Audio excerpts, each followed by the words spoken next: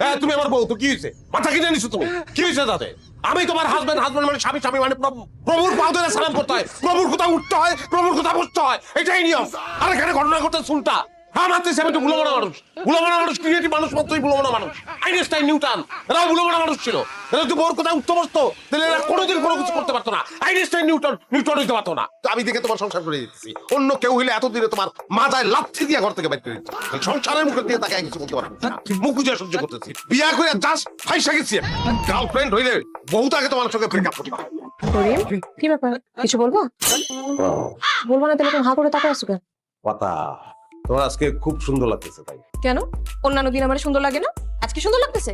অবশ্য সুন্দর লাগবে কেমনে? ঠিকই তো আছে, যার ঘরে এরকম একটা আলা ভুলা এলিয়েন টাইপের জামাই থাকে তার জীবন তো আর জীবন থাকে না। জীবন তো হয়ে যায় তেজপাতা, শুকনা তেজপাতা। যতই তেল দিয়ে ভাজো না কেন লাভ নাই তো, তেজপাতা তেজপাতাই থাকবে। কি ব্যাপার? উপরের দিকে তাকায় কি দেখো?